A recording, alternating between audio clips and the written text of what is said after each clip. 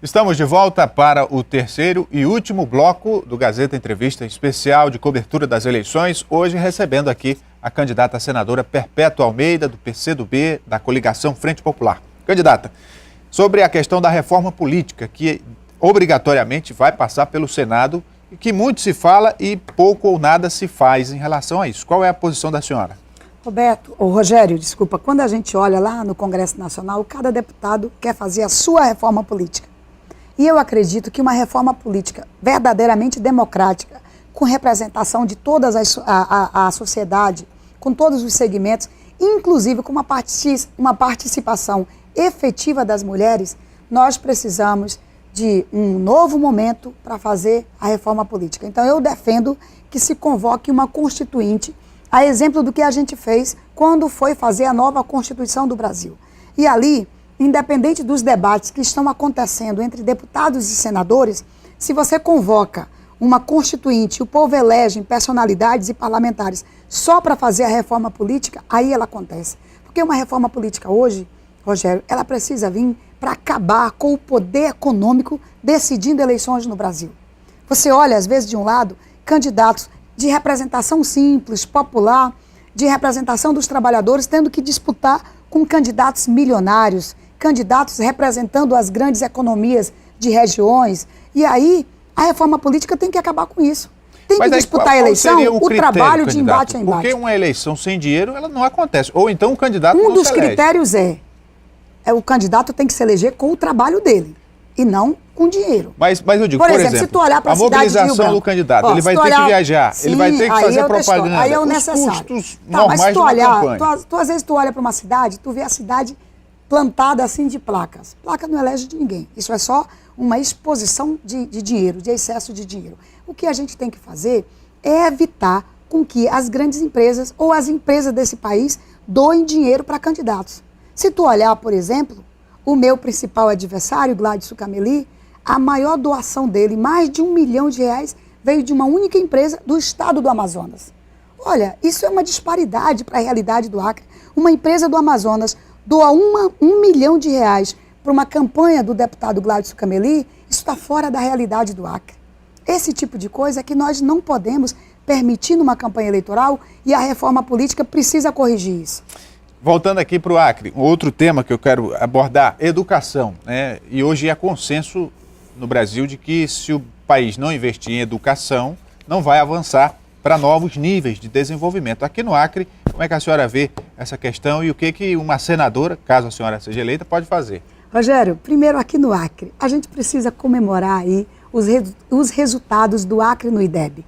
O Acre ficou entre os 3 primeiros estados do Brasil, onde a educação melhorou. Isso a gente tem que agradecer aos trabalhadores de educação, professores, profissionais, aos alunos que estão estudando mais, às famílias que estão acompanhando mais os seus alunos e ao governador Tião Viana, que tem apostado mais na educação, melhorado o salário de trabalhador. Eu lembro, Rogério, eu subi na tribuna da Câmara com a Folha de São Paulo na mão e a chamada da Folha de São Paulo era: Acre, um dos menores estados do Brasil, paga salário de professor maior do que São Paulo. Eu subi ali com toda a honra defendendo o Acre, porque aquilo é um momento sublime para o estado do Acre. E quando tu olha também a decisão da presidenta Dilma de garantir com que o dinheiro do pré-sal vá 70% para a educação, é a gente apostar mesmo na educação do país. Agora, paralelo a isso, nós temos aqui no caso do Acre, bandeira do meu mandato, intensificar e apoiar a UFAC em todos os municípios. Fazer com que o IFAC chegue em todos os municípios, inclusive com mais cursos. E mais, apostar na banda larga. Porque quando tu olha agora, eu estava lá com o ministro de Minas e Energia, junto com o governador Tião Viana, brigando para que o linhão que só ia chegar até Rio Branco, ele se estendesse até Cruzeiro do Sul. Nós conseguimos, hoje o linhão está acontecendo, são mais de 500 milhões de reais de investimento para a gente levar o linhão até Cruzeiro do Sul. Levando o linhão, a gente leva a banda larga, colado no linhão, que se Deus quiser eu vou levar os 2 mil empregos para a juventude naquela região do call center, porque você leva o linhão, você leva a banda larga, você leva o call center e você leva a internet de qualidade para a população.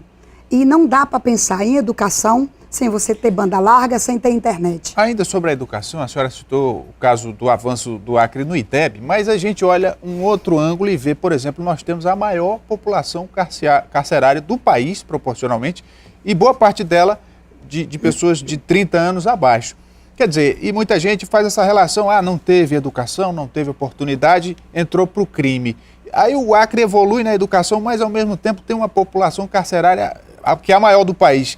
Como é que a senhora vê, Rogério, esse paradoxo? O Acre prende, faz a sua parte. Mas se prende é porque houve o crime. O Acre prende, faz a sua parte. Diferente de outros estados do Brasil. O que nós temos que fazer na legislação brasileira é intensificar a punição.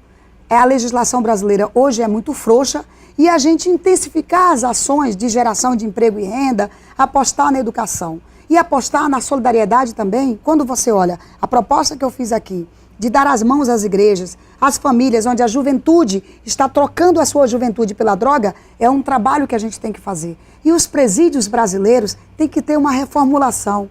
Presídio brasileiro não recupera ninguém. Hoje o preso entra no presídio e sai pior do que o que ele estava. Então os presídios têm que recuperar pessoas, porque senão daqui a pouco ninguém tem mais sossego em viver na sociedade. Um outro tema que diz respeito à senhora, que eu percebi isso durante a campanha, alguma espécie de tensão com alguns segmentos da sociedade, especialmente no campo religioso. Como é que a senhora vê essa máxima de que o Estado é laico e que, portanto, religião é um tema à parte? Rogério, você até já me perguntou, já me fez essa pergunta no programa anterior e eu já respondi. Religião é algo que a gente tem que respeitar de cada um. A nossa espiritualidade a gente traz aqui dentro da gente. Eu sou católica, de convento, de colégio de freiras, passei 5 anos no colégio de freiras. Ia ser freira, mas o Edivaldo tirou a minha vocação. Estamos aí juntos há 26 anos, casados, temos 2 filhos. Foi a família que eu construí com o Edivaldo. E a gente tem que respeitar os espaços das igrejas. A nossa Constituição é a Constituição mais democrática. E para mim, no Senado, eu serei guardiã da Constituição, como eu fui lá na Câmara dos Deputados. A nossa Constituição defende a liberdade religiosa. Nós não temos que dizer como é que uma igreja tem que funcionar ou pregar. Essa é uma decisão de dentro da igreja. Nós temos que deixar as igrejas livres para pregar da forma como o Evangelho manda. Da mesma forma que a gente deu autonomia universitária, da mesma forma como a gente deu autonomia para os partidos, nós não podemos aprovar nenhuma lei que vai intervir na forma das igrejas se organizarem. Um outro assunto que a gente ainda não tocou é a questão do meio ambiente, né? Que é uma preocupação cada vez maior, tanto do setor público quanto do setor privado. Nesse aspecto, como é que a senhora vê o papel de um senador? O que a senhora pretende fazer para o Acre nesse sentido? Olha, Rogério, primeiro falando do meio ambiente, eu quero resgatar aqui uma luta minha na Câmara dos Deputados. Quando debatimos o Código Florestal, eu movimentei esse Acre inteiro, trouxe naquela época o deputado Aldo Rebelo, depois o governador Tião Viana virou, o senador Jorge Viana virou o relator desse Código Florestal, e ali eu debatia as multas, porque em nome de um suposto cuidado com o meio ambiente, nós estávamos multando o produtor rural, o homem que produz. E aí nós fizemos um esforço para garantir com que essas multas fossem encerradas. E agora aqui no Acre nós já desbloqueamos mais de 1.200 propriedades rurais que têm 20 anos para resolver aquela situação da multa e agora eles podem ir num banco, fazer financiamento, melhorar a produção. Agora, quando se fala em meio ambiente, a gente tem que pensar também no meio ambiente das cidades. E aqui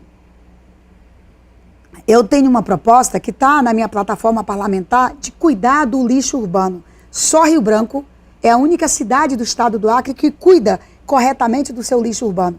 Nós temos que resolver todos os lixões dos municípios do Acre e eu assumi um compromisso como senadora da República de ajudar todos os municípios do Acre a tratar o seu lixo. E mais, ajudar com que o lixo vire dinheiro e vire renda. Eu ajudei, um exemplo claro ali é o Seu Nilo das Vassouras, lá na Sobral. Hoje o Seu Nilo tem uma empresa que eu ajudei ele a montar, a construir, com todas as empresas que ele fez em máquinas, e ele está gerando emprego, colhendo garrafa PET na rua e fazendo vassoura. É o lixo virando luxo. Candidato, um outro tema importante, reforma tributária, que também é uma reclamação, principalmente do setor privado, dos empresários, de que o Brasil paga muito imposto. Olha, a reforma tributária que a gente precisa fazer é, inclusive, ajudando todo o Estado brasileiro a se equilibrar. E eu quero debater lá uma reforma que garanta com que estados menores não percam dinheiro para o resto do estado do Brasil. E o Acre, nos últimos anos, tem perdido mais de 500 milhões de reais com essa redistribuição do dinheiro do país. É o novo pacto federativo que a gente tem que fazer lá. Pois bem, candidata, o seu tempo já está se esgotando e a senhora tem 1 minuto para fazer suas considerações finais e mais 10 segundos, conforme ali o cronômetro nos mostra. Olha, eu quero agradecer o apoio de todo mundo nessa campanha eleitoral, dos partidos da Frente Popular, do governador Tião Viana, que apostou em mim, confiou em mim e na companheira Nazaré como vice dele. Agradecer a nossa militância aguerrida, que está me ajudando nesse processo de campanha e pedir o seu voto, eleitor. Você sabe, eu sou guerreira e de luta. Construí um mandato junto com você, pé no chão. Não tem nada no meu mandato de deputada federal que manche a minha imagem. Nunca fugi de um debate com você. Sempre estive do seu lado. Quero pedir o seu voto para representar o povo do Acre lá no Senado da República. Eu garanto que você vai poder bater no peito e dizer: a Perpétua está lá com o meu voto. Eu garanti o mandato dela e eu vou honrar o seu voto. Então eu quero pedir o teu voto, Perpétua Senadora 654, junto com o nosso querido Tião Viana, que é 13 também para governador do estado do Acre. Muito obrigada mesmo pela força que você está me dando. Eu recebo centenas de mensagens por dia apostando na nossa vitória, dizendo que estão na rua, me ajudando a conquistar votos. Candidata, é dessa força que eu preciso. Queremos agradecer a presença da candidata a senadora Perpétua Almeida, do PCdoB, da Frente Popular. Muito obrigada, candidata. Muito obrigada, Rogério. E com isso, o Gazeta Entrevista fica por aqui. E eu quero só dar um recado a você, que é telespectador da TV Gazeta. Na próxima segunda-feira, dia 29, nós vamos realizar o debate com os candidatos a governador. A partir das 7h40 da noite, após o Jornal da Record, entra no ar o debate com os candidatos a governador. Na próxima segunda, dia 29, não perca. Para você, uma ótima noite, um forte abraço, até amanhã.